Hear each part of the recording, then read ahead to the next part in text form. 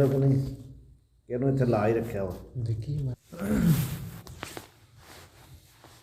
ਦੋਹਰਾ ਨਿਦਰਾ ਭੋਜਨ ਭੋਗ ਭਏ ਏ ਪਸ ਪੁਰਖ ਸਮਾਨ। ਇਹ ਹੋ ਗਿਆ ਸੀ। ਹੁਣ ਅੱਗੇ ਚੱਲਦੇ ਆ। ਦੋਹਰਾ ਧਰਮਸ਼ੀਲ ਤਪ ਦਾਨ ਗੁਣ ਵਿਦਿਆ ਬਿਨ ਜੇ ਜੰਤ ਮ੍ਰਿਤ ਲੋਕ ਖਿਤ ਭਾਰਤੇ ਨਾਰ ਬਪ ਮ੍ਰਿਗ ਵਿਚਰੰਤ। ਹੁਣ ਇਹ ਦੱਸ ਰਹੇ ਆ ਭਈ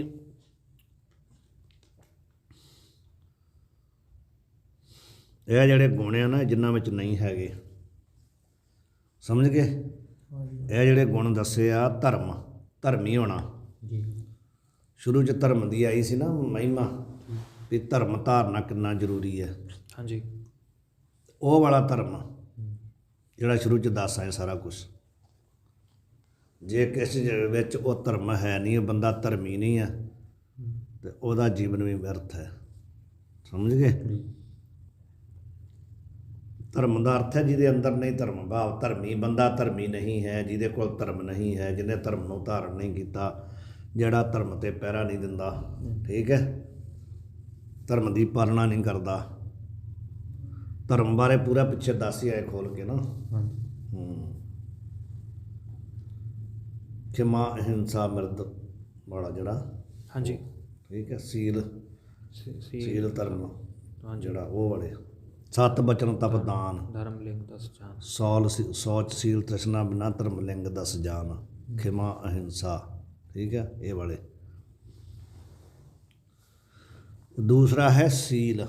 ਸੀਲ ਦਾ ਅਰਥ ਕੀ ਹੈ? ਜਤੀ ਹੋਣਾ, ਬ੍ਰਹਮਚਰੀਏ। ਠੀਕ, ਸਮਝ ਕੇ। ਸੀਲ ਦਾ ਅਰਥ ਕੀ ਹੈ? ਜਤ ਹੋਣਾ, ਯਤੀ ਆ ਬ੍ਰਹਮਚਰੀਏ। ਸਤ ਮਤਲਬ ਜਤ, ਸਤ नहीं जत, जति होना। ब्रह्मचर्य रहना, ब्रह्मचर्य। जत और सत में क्या फर्क है? बहुत फर्क है। जत का अर्थ है ब्रह्मचर्य। सत का अर्थ की है? सत का अर्थ तो जो त्रय काल बाद है, जो नष्ट नहीं होता। नहीं सती सत वो। हाँ, जिहदे कोल सत का मतलब वही है ना जो सच ते चल रही है। जति और सती। सती भी वैसे जो सती का अर्थ हो रहा सत, हाँ वो भी हथ लग जाता। सती का मतलब जी इस्त्री जी है वो प्रतिव्रता है, पतिव्रता है, एक पति ते विश्वास रखती है। दूसरे पुरुष नूं ਉਹਦੇ ਫੁਰਨੇ 'ਚ ਵੀ ਕਦੀ ਸੁਪਨੇ 'ਚ ਵੀ ਨਹੀਂ ਆਇਆ ਕੋਈ ਦੂਸਰਾ ਪੁरुष। ठीक है। सत ਉਹਦੇ अंदर, सत का मतलब वही है ब्रह्मचर्य है। अच्छा। पतिव्रता है। बिन सत सती होए कैसे नार। फिर जत और सत में फर्क नहीं है कुछ? नहीं, फर्क तो बहुता नहीं कह सकते, पर जत पहारा तीर सुनियार। जत का उत्थे वही है सील। सत का भी अर्थ तकरीबन वही है। वैसे सत के अर्थ तो बहुत हैं, पर प्रकरण अनुसार ठीक गल। सत का अर्थ तो वैसे अखंड ब्रह्म है, जो त्रई काल बाद है, उन्होंने सत कहते हैं। ठीक है। तो सच, सत का अर्थ मतलब सच्चा पुरुष। ठीक है। जो सच्चा है, पवित्र है। हाँ जी। हाँ, जत का अर्थ हुई है ब्रह्मचर्य वाला पुरुष। जत का अर्थ हुआ ब्रह्मचर्य। ठीक है। जिहदे कोल धर्म नहीं है, जिहदे कोल सील नहीं है, और तप नहीं जिहदे कोल, जप तप संयम, समझे। तो तप नहीं है जिहदे कोल, ਉਹ ਜਿਹੜਾ ਦਾਨ ਦਾ ਸੁਭਾਅ ਨਹੀਂ ਜਿਹਦੇ ਕੋਲ, ਦਾਨ ਨਹੀਂ ਕਰਦਾ ਕੋਈ ਵੀ ਵਸਤੂ। ਦਾਨ ਦਾ ਮਤਲਬ ਜੋ ਵੀ ਉਹਦੇ ਕੋਲ ਹੈ, ਜ਼ਰੂਰੀ ਨਹੀਂ ਕਿ ਉਸ ਕੋਲ ਪੈਸਾ ਹੀ ਹੋਏ, ਕੋਈ ਵੀ ਜੋ ਉਹਦੇ ਕੋਲ ਗੁਣ ਹੈ, ਭਾਵੇਂ ਕੋਈ ਬਾਹਰੀ ਉਹਦੇ ਕੋਲ ਸੰਪत्ति ਹੈ, ਭਾਵੇਂ ਅੰਦਰ ਵਾਲੀ ਸੰਪत्ति ਹੈ, ਜੇ ਉਹਦੇ ਕੋਲ ਹੈ ਤਾਂ ਦਾਨ ਕਰੇ। ਜੇ ਉਹਦੇ ਕੋਲ ਸ਼ੁਭ ਗੁਣ ਆ, ਜੇ ਉਹ ਸਿਆਣਾ ਆ, ਤੇ ਉਹ ਜਿਹੜੀ ਆਪਣੀ ਸਿਆਣਪ ਆ, ਸ਼ੁਭ ਗੁਣ ਆ, ਉਹ ਹੀ ਦੂਸਰੇ ਨੂੰ ਦਾਨ ਕਰੇ। ਸਮਝ ਗਏ। दूसरे ਨੂੰ दान करे, दूसरे ਨੂੰ प्रदान करे। जो भी ਉਹਦੇ ਕੋਲ है वो दान करे। यदि नहीं दान करता फिर भी ਉਹਦਾ जीवन व्यर्थ है।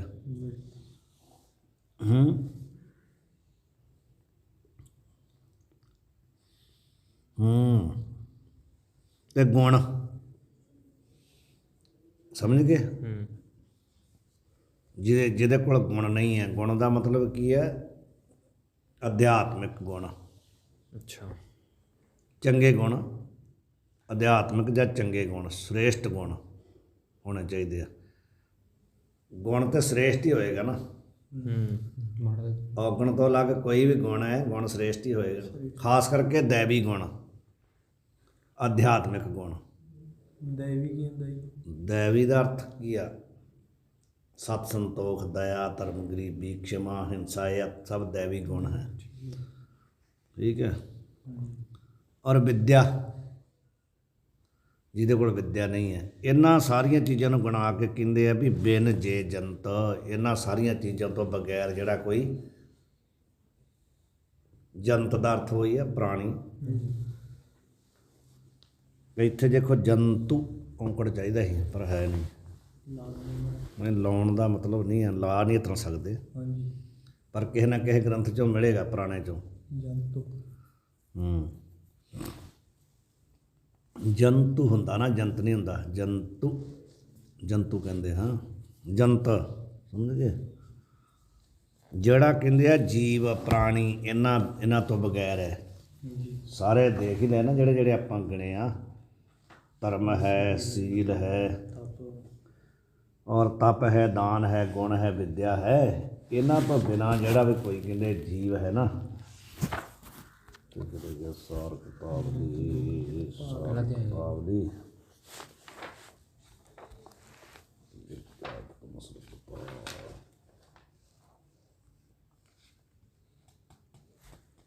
ਪਹਿਲਾਂ ਉਹਨੇ ਲਿਖਿਆ ਕੁਛ, ਇਹ ਵੀ ਚੜ੍ਹਦੀ ਕਲਾ ਹੀ ਆ। ਮ੍ਰਿਤ ਲੋਕ ਖਿਤ ਭਾਰ ਤੇ, ਕਹਿੰਦੇ ਆ ਮ੍ਰਿਤ ਦਾ ਅਰਥ, ਮ੍ਰਿਤ ਲੋਕ ਦਾ ਅਰਥ ਹੈ ਇਹ ਵਾਲੀ, ਸਮਝੇ? ਖਿਤ ਦਾ ਅਰਥ ਕੀ ਹੁੰਦਾ ਵਾ? ਧਰਤੀ, ਮਾਤ ਲੋਕ ਦੀ ਧਰਤੀ। ਇਹ ਮ੍ਰਿਤੂ ਲੋਕ ਹੈ ਨਾ, ਮ੍ਰਿਤ ਲੋਕ ਦਾ ਮ੍ਰਿਤੂ ਲੋਕ, ਇੱਥੇ ਜਨਮ ਤੇ ਮਰਨ ਹੁੰਦਾ, ਸਮਝ ਗਏ? ਇਹਨੂੰ ਕਹਿੰਦੇ ਮ੍ਰਿਤੂ ਲੋਕ, ਜੋ ਭਾਵ ਮਾਤ ਲੋਕ ਵਾਲੀ ਨੂੰ ਮਾਤ ਲੋਕ ਵੀ ਕਹਿ ਦਿੰਦੇ ਨਾ, मात लोग ਪਰਲੋਕ, ਮਾਤ ਲੋਕ, ਪਤਾਲ ਲੋਕ, ਸਮਝ ਗਏ? ਇਹ ਵਾਲਾ ਮ੍ਰਿਤੂ ਲੋਕ, ਪਰ ਲੋਕ ਕੀ ਹੁੰਦਾ ਜੀ? ਉੱਪਰ ਵਾਲੇ ਲੋਕ, ਇਹਦੇ ਤੋਂ ਉੱਪਰ ਵਾਲੇ ਲੋਕ। ब्रह्म लोक है, इंद्र लोक है, इत्यादि शिव लोक है, सब लोक है ना ऊपर, मतलब ਇਹੋ ਜਿਹਾ ब्रह्मांड जैसे ਇਹ ब्रह्मांड है, ਇਹੋ ਜਿਹੀਆਂ ਪੁਰੀਆਂ, ਸਮਝ ਗਏ? ਉੱਪਰ ਦਾ ਮਤਲਬ ਜੋ ਸਾਡੀ ਦ੍ਰਿਸ਼ਟੀ 'ਚ ਨਹੀਂ ਹੈ, ਜਿੱਥੇ ਲੋਕ ਕਹਿੰਦੇ ਮਰ ਕੇ ਬੰਦਾ ਜਾਂਦਾ स्वर्ग नरक इत्यादि। वो हमारे कोई जगह है कि फिर वो जगह है, जगह है, जैसे है जगह ऐसे वो जगह, स्वर्ग मारे, समझ गए?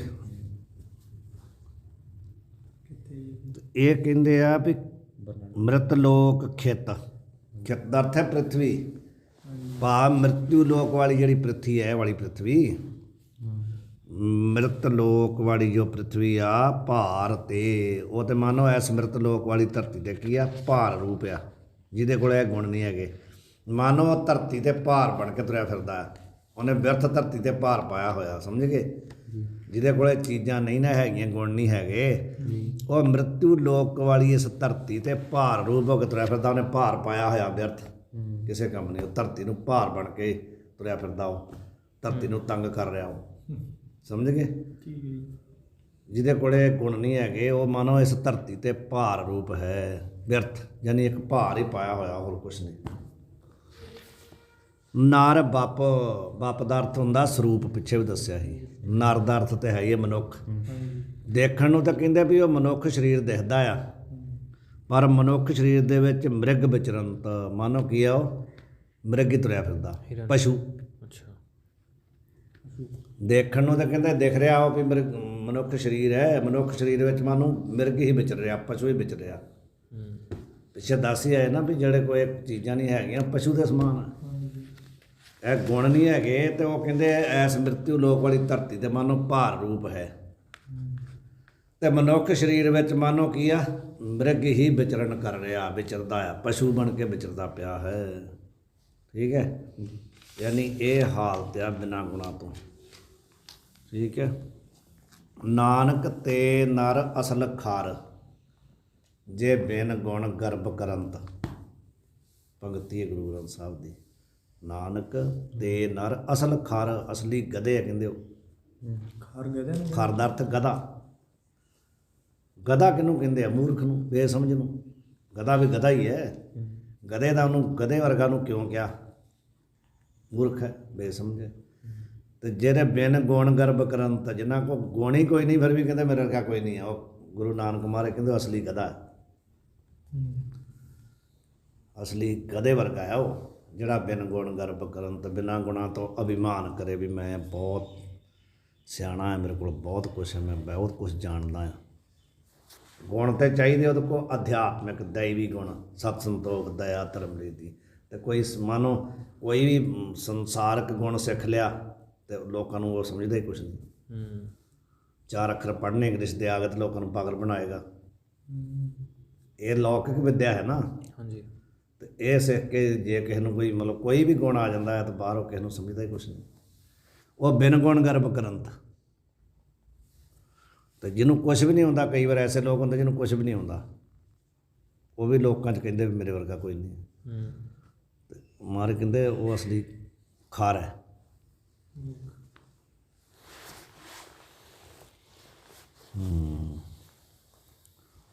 ਦੋਹਰਾ ਸਵਰ ਸਿਰ ਤਵਕ ਮੋਨ ਪਲਦ ਜਨ ਸ੍ਰਿੰਗ ਜੋਗ ਦ੍ਰਿਗ ਨਾਰ।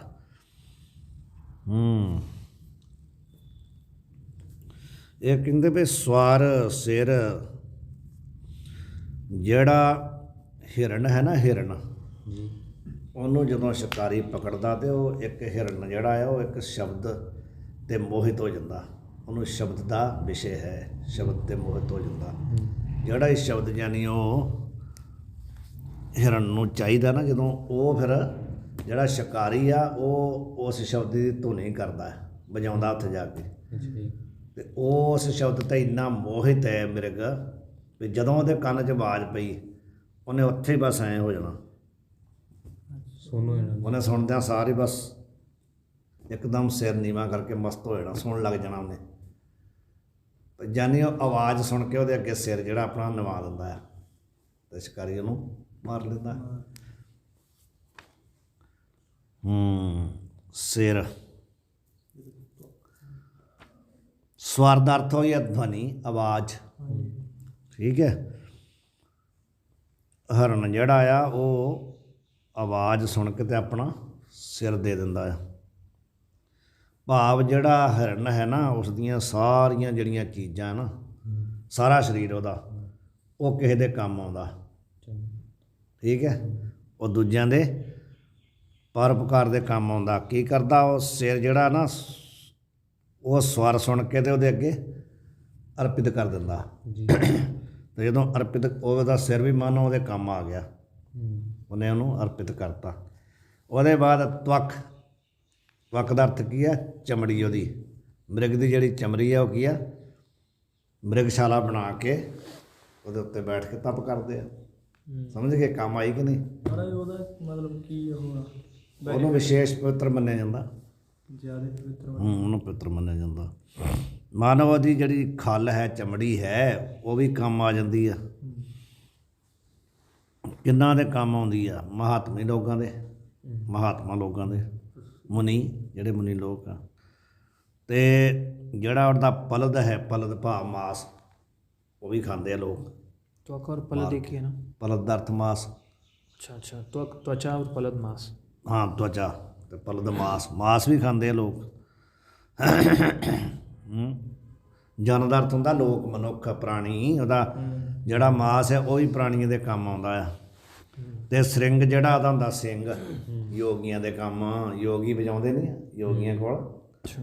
ਜਿਹੜੀ ਉਹ ਯੋਗੀਆਂ ਦੇ ਕੋਲ ਹੁੰਦੀ ਆ, ਉਹ ਹਿਰਨ ਦੇ ਸਿਰ ਸਿੰਘਾਂ ਦੀ ਹੁੰਦੀ ਆ। ਉਹ ਬੀਨ ਬਣਾ ਕੇ ਵਜਾਉਂਦੇ ਯੋਗੀ ਨਾਥ। ਸਮਝ ਗਏ? ठीक है। ਯਾਨੀ ਉਹਦੀ ਜਿਹੜੀ, ਉਹਦਾ ਜਿਹੜਾ ਸ੍ਰਿੰਗ ਹੈ ਉਹ ਵੀ ਯੋਗੀਆਂ ਦੇ ਕੰਮ ਆਉਂਦਾ।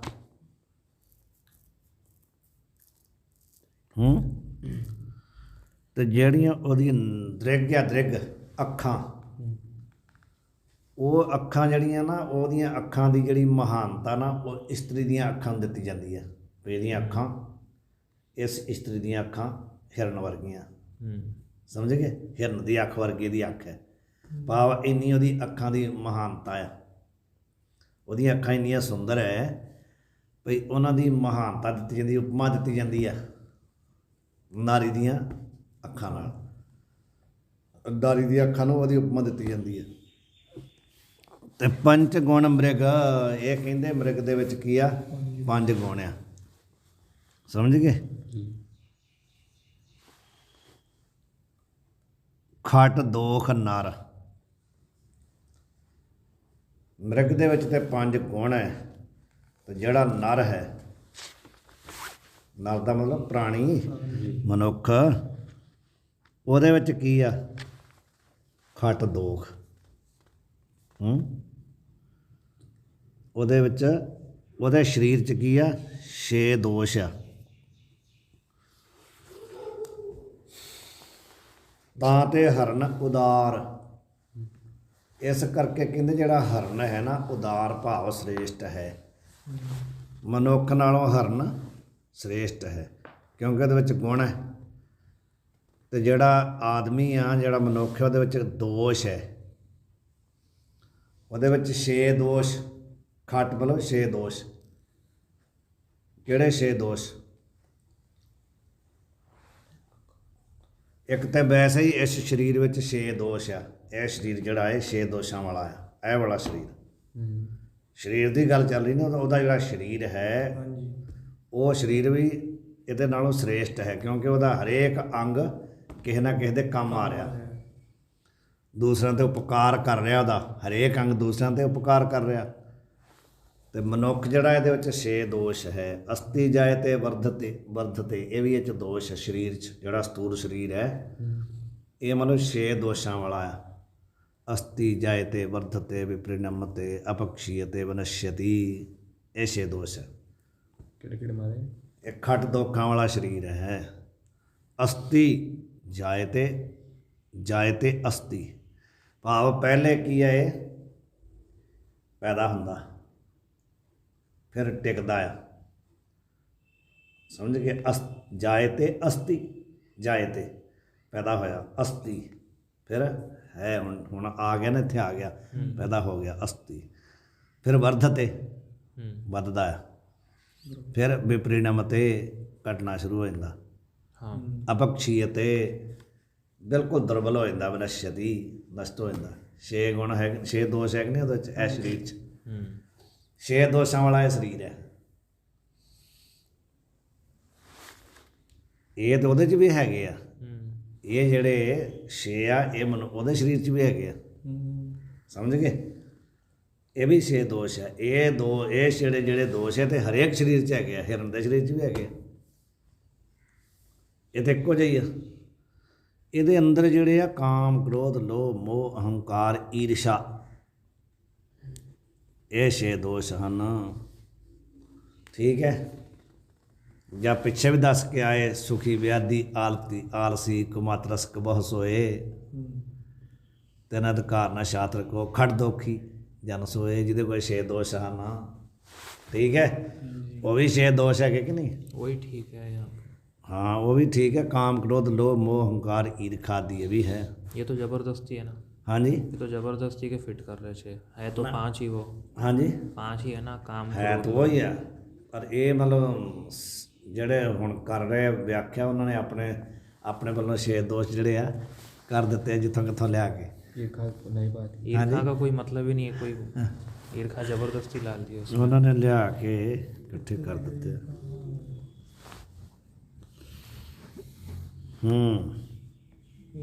ਈਰਖਾ ਵੀ ਤਾਂ ਔਗਣੀ ਹੈ ਇੱਕ। ਜਵਾਲਾ ਦਾਸ ਜੀ ਵਾਲੀ 1 ਮਿੰਟ ਬੰਦ ਕਰਨਾ, ਉਹਨਾਂ ਬੋਲਦੇ ਆ। ਇਹਦਾ ਦੋਸ਼ ਹੈ ਬਾਹਰਲੇ ਸਰੀਰ ਦਾ, ਤੇ ਜਿਹੜਾ ਮਤਲਬ ਭੁੱਖ ਤੇ ਪਿਆਸ ਹੈ ਉਹ ਪ੍ਰਾਣਾਂ ਦਾ ਆ। ਹਰਖ ਤੇ ਸ਼ੋਕ ਕਿਹਦਾ ਆ? ਮਨ ਦਾ। 6 ਦੋਸ਼ ਹੋ ਗਏ ਕਿ ਨਹੀਂ? ਜਨਮ ਮਰਨ, ਭੁੱਖ ਪਿਆਸ, ਹਰਖ ਸ਼ੋਕ, ਖੁਸ਼ੀ ਗਮੀ, ਇਹ 6 ਦੋਸ਼, ਸਮਝ ਗਏ। ਜਾਂ ਤੇ ਉਹ ਵਾਲੇ ਜਾਏ ਤੇ ਅਸਤੀ ਵਰਧਤੇ, ਵਿਪਰਿਣਮਤੇ, ਅਪਕਸ਼ੀਯਤੇ, ਵਿਨਸ਼ਯਤੀ, ਠੀਕ ਹੈ। ਜਾਂ ਫਿਰ ਜਨਮ ਮਰਨ, ਭੁੱਖ ਪਿਆਸ, ਹਰਖ ਸ਼ੋਕ, ਇਹਨਾਂ ਦੇਖ ਲਓ, ਇਹਨਾਂ ਇੱਥੇ ਸਾਰਤਾ ਇਹਨੇ 'ਚ ਹਾਂਜੀ ਹੂੰ। ਤੇ ਮਾਰੇ ਇਹ ਜਾਨਵਰ ਚ ਨਹੀਂ ਪਾਈ अथवा लिखा ना भी काम क्रोध लोभ मोह अहंकार और छठा कौन सा है? जाति का अहंकार। वो भी शरीर में ही है ना, 6 हो गए। जन्म काम क्रोध लोभ मोह अहंकार तो है ही है, पर नाल की जाति का अभिमान, मैं ब्राह्मण मैं छतरी, शरीर में ही है ना, शरीर तो बिना जाति कितने है? गोरा काला ये लिखे मेरे। हाँ ठीक है।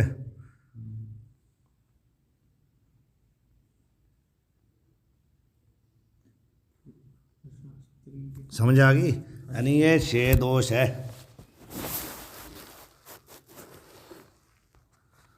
ऐसे होंदा आ विद्या जिहड़ी मतलब पढ़नी है ना, ਉਹਦਾ ਫਿਰ ਇਹ ਪਤਾ ਲੱਗਦਾ ਵੀ ਕੀ ਆ। ਉਸ ਤਰ੍ਹਾਂ ਜੇ ਇਹਨੂੰ ਕੋਈ ਮਤਲਬ ਕਿਸੇ ਤੋਂ, ਹੁਣ ਜਿਵੇਂ ਤੁਸੀਂ ਪੜ੍ਹ ਰਹੇ ਆ, ਤੁਸੀਂ ਕੱਲ੍ਹ ਨੂੰ ਕੋਈ ਇਹਦਾ ਟੀਕਾ ਲਿਖ ਦਈਏ, ਇਸ ਤਰ੍ਹਾਂ ਪੜ੍ਹ ਕੇ ਕਿਸੇ ਨੇ ਤੇ ਟੀਕਾ ਲਿਖਤਾ ਤੇ ਉਹਨੂੰ ਪਤਾ ਲੱਗੇਗਾ ਵੀ ਹੈ ਕੀ ਚੀਜ਼। ਇਹ ਤਾਂ ਜਿੰਨੇ ਮਤਲਬ ਉੱਪਰ ਵਾਲੇ ਗ੍ਰੰਥ ਪੜ੍ਹੇ ਨਾ, ਉਹ ਇੱਥੇ ਆ ਕੇ ਟੀਕਾ ਕਰ ਸਕਦਾ ਜਾਂ ਪੜ੍ਹ ਸਕਦਾ।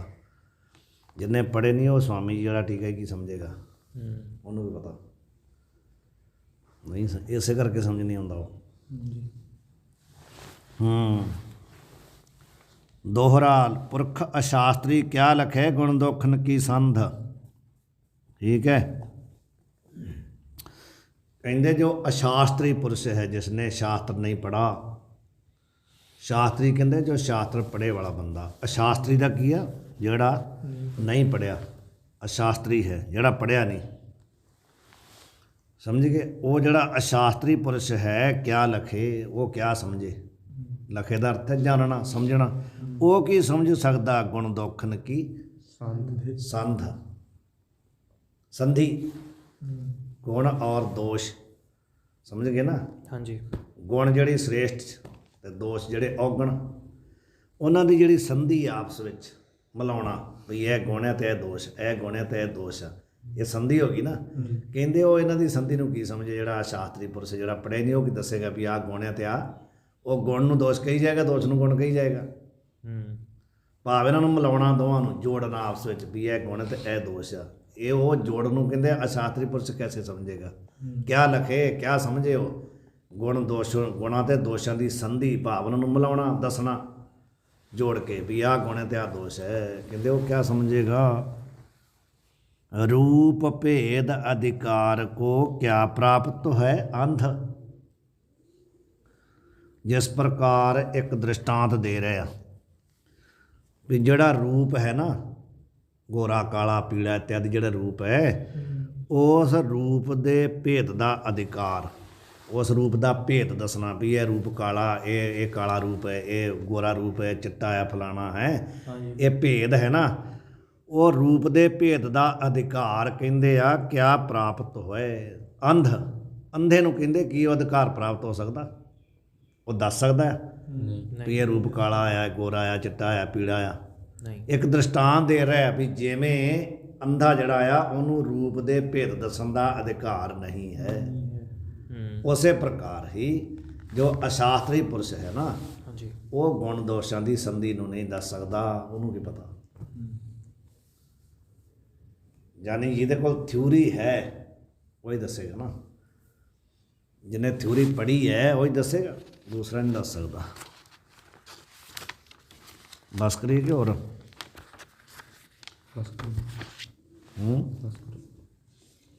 ये तो चलेगा लंबा ही। अभी तो लंबा है। कितने हो गए? 3 नहीं हुए श्लोक? आगे दूसरा प्रकरण शुरू हो रहा होगा जी, एक श्लोक कर लो। आगे आगे चलो दोहरा। मुग्ध पूज निज धाम में, प्रभु पूज निज नगर। हुण दस रहे आ भी मुग्ध जो मूर्ख है, बेसमझ है, जड़ है, ਉਹਦੀ पूजा कित्थे हुंदी है? अपने घर च हो सकती है, बाहर ਉਹਨੂੰ ਕੋਈ नहीं पुछदा। मुग्ध जो मूर्ख आदमी है, ਉਹਨੂੰ घर ਵਿੱਚ ਤੇ ਲੋਕ ਮੰਨ ਲੈਂਦੇ। ਨਿਜ ਧਾਮ ਉਹਦੇ ਘਰ ਵਿੱਚ ਤੇ ਉਹਨੂੰ ਲੋਕਾਂ ਨੇ ਮੰਨਣਾ ਹੀ, ਉਹਦੇ ਰਿਸ਼ਤੇਦਾਰਾਂ ਨੇ ਜਾਂ ਉਹਦੇ ਬੱਚਿਆਂ ਨੇ ਜਾਂ ਉਹਦੀ ਇਸਤਰੀ ਨੇ, ਭਾਵੇਂ ਉਹ ਮੂਰਖ ਭਾਵੇਂ ਜਿਹੋ ਜਿਹਾ ਮਰਜ਼ੀ ਹੈ। ਤਾਂ ਮੂਰਖ ਕਹਿੰਦੇ ਮੁਗਧ ਜੋ ਬੇਸਮਝ ਹੈ, ਉਸ ਦੀ ਘਰ ਵਿੱਚ ਇੱਜ਼ਤ ਹੋ ਸਕਦੀ, ਉਹਨੂੰ ਬਾਹਰ ਨਹੀਂ ਹੋ ਸਕਦੀ। ਤੇ ਪ੍ਰਭੂ ਪੂਜ, ਪ੍ਰਭੂ ਦਾ ਅਰਥ ਹੈ ਜੋ ਪਿੰਡ ਦਾ ਮੁਖੀਆ ਹੈ, ਸਰਪੰਚ ਹੈ ਜਾਂ ਪ੍ਰਧਾਨ ਹੈ, हाँ ਨਗਰ ਦਾ ਕੋਈ ਮੇਅਰ ਮੰਨ ਲਓ ਅੱਜ ਕੱਲ੍ਹ ਦੇ ਹਿਸਾਬ ਨਾਲ, ਯਾਨੀ ਜੋ ਉਸ ਨਗਰ ਦਾ ਪਿੰਡ ਦਾ ਬੰਦਾ ਮੇਨ ਹੈ, ਉਹਦੀ ਪੂਜਾ ਕਿੱਥੇ ਹੁੰਦੀ? ਉਸ ਪਿੰਡ 'ਚ ਜਾਂ ਨਗਰ 'ਚ। ਪਿੰਡ ਛੋਟੇ ਨੂੰ ਕਹਿੰਦੇ, ਨਗਰ ਵੱਡੇ ਨੂੰ ਕਹਿੰਦੇ ਆ, ਸਮਝ ਗਏ? हाँ जी ਜਿਹੜਾ ਪ੍ਰਭੂ ਹੈ, ਪ੍ਰਭੂ ਭਾਵ ਮਾਲਕ, ਉਸ ਨਗਰ ਦਾ ਜਿਹੜਾ ਮਾਲਕ ਹੈ ਉਹਦੀ ਪੂਜਾ ਨਗਰ 'ਚ ਹੋ ਸਕਦੀ ਹੈ। ਮੂਰਖ ਜਿਹੜਾ ਮੁਗਧ ਹੈ ਉਹਦੀ ਪੂਜਾ ਘਰ 'ਚ ਹੋ ਸਕਦੀ ਹੈ। ਭੂਪ ਪੂਜ ਸਵੈ ਦੇਸ ਮੈਂ, ਭੂਪ ਭਾਵ ਰਾਜਾ, ਜਿਹੜਾ ਰਾਜਾ ਉਸ ਦੀ ਪੂਜਾ ਕਿੱਥੇ ਹੁੰਦੀ? ਉਹਦੇ ਆਪਣੇ ਦੇਸ਼ 'ਚ। ਦੂਜਾ ਦੇਸ਼ ਉਹਨੂੰ ਕੁਝ ਨਹੀਂ ਪੁੱਛਦਾ ਜਾਣਦਾ, ਸਮਝ ਗਏ? ਜਿਹੜੇ ਦੇਸ਼ ਦਾ ਰਾਜਾ ਉਹਦੀ ਉਸ ਦੇਸ਼ 'ਚ ਪੂਜਾ ਹੁੰਦੀ ਹੈ, ਦੂਸਰੇ ਦੇਸ਼ ਵਾਲੇ ਨੂੰ ਕੱਖ ਨਹੀਂ ਮੰਨਦੇ। ਭਾਵ ਰਾਜੇ ਦੀ ਪੂਜਾ ਸਵੈ ਦੇਸ਼, ਆਪਣੇ ਦੇਸ਼ 'ਚ ਹੁੰਦੀ ਆ। ਪਰ ਪੂਜਸ ਗੁਣੀ ਸਮਗਰ, ਜੋ ਗੁਣੀ ਹੈ ਨਾ, ਵਿਦਵਾਨ ਹੈ, ਸਮਗਰ ਪੂਜਾ ਉਹਦੀ ਪੂਰੇ ਆਲ ਵਰਲਡ, ਆਲ ਦੁਨੀਆ 'ਚ ਉਹਦੀ ਪੂਜਾ ਹੁੰਦੀ ਹੈ, ਸਮਝ ਗਏ? हाँ जी ਇਹ ਮਤਲਬ ਵਿਦਿਆ ਵਾਲੇ ਵਿਦਵਾਨ ਦੀ ਇੱਕ ਮਹਿਮਾ ਦੱਸ ਰਿਹਾ ਵੀ ਮੂਰਖ ਬੰਦਾ ਆਪਣੇ ਘਰ 'ਚ ਪੂਜਿਆ ਜਾ ਸਕਦਾ ਆ, ਜਿਹੜਾ ਮਤਲਬ ਪਿੰਡ ਦਾ ਨਗਰ ਦਾ ਸਰਪੰਚ ਹੈ ਜਾਂ ਪ੍ਰਧਾਨ ਹੈ ਉਹ ਪਿੰਡ 'ਚ ਪੂਜਿਆ ਜਾ ਸਕਦਾ, ਜਿਹੜਾ ਰਾਜਾ ਹੈ ਉਹ ਆਪਣੇ ਦੇਸ਼ 'ਚ ਪੂਜਾ ਹੋ ਜਾਏਗੀ। ਪਰ ਇਹਨਾਂ ਸਾਰਿਆਂ ਤੋਂ ਅੱਗੇ ਆ ਗਿਆ ਵਿਦਵਾਨ। ਵਿਦਵਾਨ ਜਿਹੜਾ ਨਾ ਪੂਜਸ, ਉਹਦੀ ਪੂਜਾ ਕਿੱਥੇ ਹੁੰਦੀ ਹੈ? ਸਮਗਰ, ਪੂਰੇ ਬ੍ਰਹਿਮੰਡ 'ਚ ਉਹਦੀ ਪੂਜਾ ਹੁੰਦੀ ਹੈ। ਜਿੱਥੇ ਜਾਏਗਾ ਉੱਥੇ ਸਤਿਕਾਰ, ਜਿੱਥੇ ਜਾਏਗਾ ਉੱਥੇ ਸਤਿਕਾਰ। ਇਹ ਵਿਦਵਾਨ ਦੀ ਮਹਿਮਾ, ਵਿਦਿਆ ਦੀ ਮਹਿਮਾ।